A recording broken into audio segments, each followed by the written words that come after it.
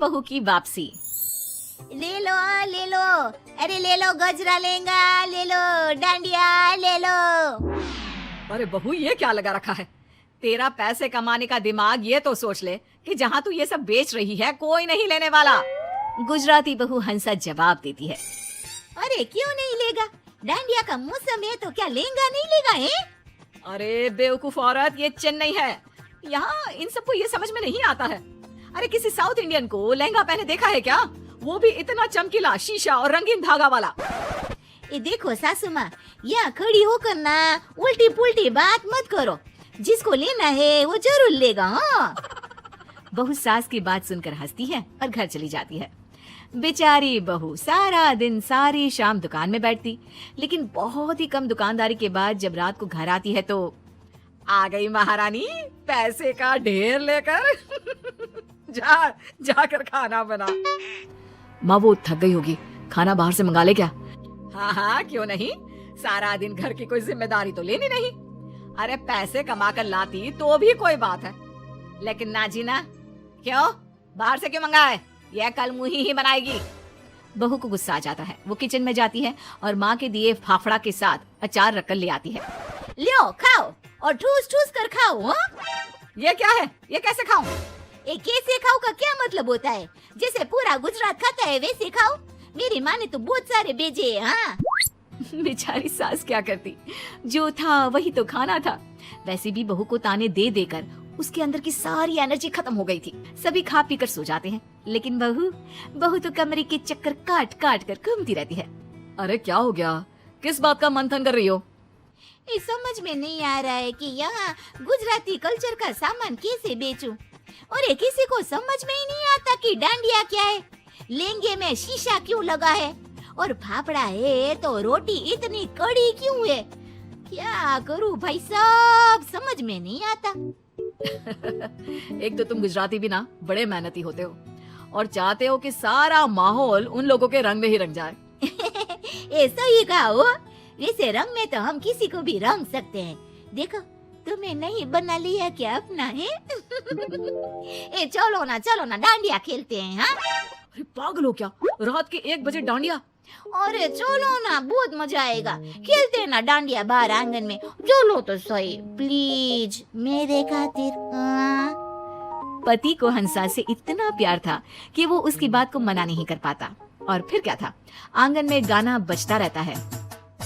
Hello रंगीलो मारो, पति नाचते हुए कहता है।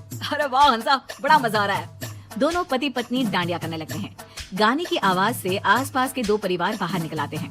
साउथ इंडियन पड़ोसी कहता है, अयो या ये क्या करता जी? ये डंडा क्यों मारता भाभी जी का, वो भी रात में? अरे लगता झगड़ा हो गया जी दोनों के बीच।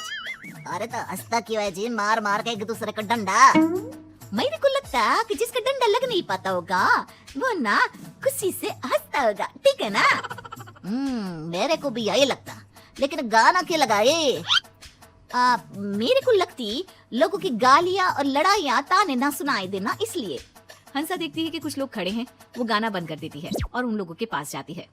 देखा मजा आ रहा है ना हम लोगों का डांस देखकर? हाँ लेकिन ये डांस है, मुझे तो लगा ये कोई लड़ाई चल रही है। लड़ाई वो भी आंगन में? ये ना भाई साहब ना, आइए ना हम आप लोगों को भी सिखा देते हैं। फिर क्या, वो सभी को कॉस्ट्यूम पहनाकर गाना लगा देती है। सबके हाथ में डांडिया और सभी गुजराती धुन में नाचना शुरू कर देते हैं। आया बड़ा मजा आ रहा है हंसा भाभी। हाँ मैंने भी फाल्गुनी पाठक को देखा था डांस। हंसा मुझे तो रखने का मन ही नहीं कर रहा। बस फिर क्या था, 2-4 लोग ही सही, लेकिन सभी को हंसा का डांस करना अच्छा लगता है। अगली सुबह, ये क्या, घर के बाहर बोर्ड क्यों लगा दिया? डांडिया क्लास।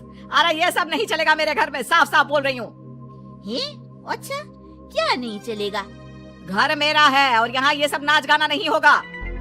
वैसे आप भी ना इस घर में अपने पापा के घर से आई है और मैं भी, समझ गई ना? और जिसे आप नाच गाना बोल रही है ना, वो नाच गाना नहीं है बल्कि कला है, साहित्य है, देश का संस्कृति है। अरे बस बस, अपना सामान बेचने के चक्कर में पूरे साउथ को डांडिया करा दे तू।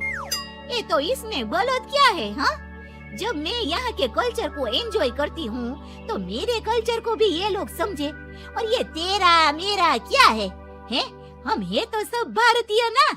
अब चलिए बाहर जाकर खड़ी हो जाइए, कस्टमर आते ही होंगे। वो बस फिर क्या था, एक एक करके लोगों का घर में आना शुरू होता है। हंसा पहले डांस सिखाती, फिर लहंगा और सारा सामान पैक करके थमा देती। अरे वाह बहू, बड़े नोट छाप रही है, क्या बात है। ले अब वाह वाह कर रही है, हैं? नहीं तो सारे दिन ताने दे दे कर मेरे तो कान खा जाती थी। अरे ला बहुला, यह गड्डी ना पैसों की मुझे दे दे। वो क्या है ना, मेरी तिजोरी काफी दिनों से खाली है। ये रहने दो, हाँ, मेरी मेहनत की कमाई है। आपका बस चलता तो कब का बंद करा देती। नहीं जी नहीं, मैं कुछ नहीं देने वाली आपको। हाँ। सास को बहू पर गुस्सा आ जाता है। अच्छा तो ये चालाकी, मेरे घर को धर्मशाला बना दिया और पैसे के नाम पर ठेंगा। रुक, बताती हूँ तुझे। एक रोज सास चुपके से सारे लहंगे काट देती है और डांडिया में कील लगा देती है, फाफड़े में चींटी डाल देती है और खुश हो जाती है।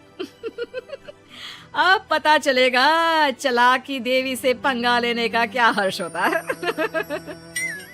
एक कस्टमर, हंसा भाभी ये देखिए, ये लहंगा मैं कल पैक करके ले गई थी। अरे लहंगा फटा था, सबके सामने मेरी बेइज्जती हो गई। थोड़ी देर में दूसरी, अंसा ये डांडिया, इसमें तो कील निकली हुई थी। मेरी बेटी के हाथ से ना खून ही खून आ रहा है। तभी तीसरी, ये फाफड़ा छी छी छी छी, पूरा चींटी से भरा, इससे तो अच्छा हमारा इडली डोसा। ना जी ना, हमको कुछ नहीं चाहिए। बहू परेशान हो जाती है और रोने लग जाती है कि कितनी मेहनत से सारा बिजनेस जमाया था, एक पल में ही सारा धरा का धरा रह गया। तभी सास आ जाती है। अब आया ना मजा, कहा था गड्डी दे दे, मैं रख देती हूँ तिजोरी में, लेकिन नहीं, भुगत अब। सास की बात सुनकर हंसा समझ जाती है कि ये सब तो सास का किया हुआ खेल था। ये आपने ठीक नहीं किया हो, मैं भी बदला लूंगी। ले ले, क्या बदला लेगी? देख बहू, तेरे साथ मैं सारा दिन तेरे काम में लगी रहती हूँ, तेरे कस्टमर को सामान दिखाती हूँ, बेचती हूँ, सारा दिन घर पर फाल्गुनी पाठक के गाने सुनती हूँ। अरे मेरी नींद भी डिस्टर्ब हो रही है, घर की तो शांति खत्म हो गई है। तू तो पैसे कमाकर खुश है, मुझे क्या मिला बोल। अब बहू को सास की बात सही लगती है। माफ कर दीजिए माँ जी, मैं समझ गई हूँ कि ये काम हम दोनों के मिलकर किए बिना नहीं होगा। आज से पैसे की गड्डी आपकी, बस।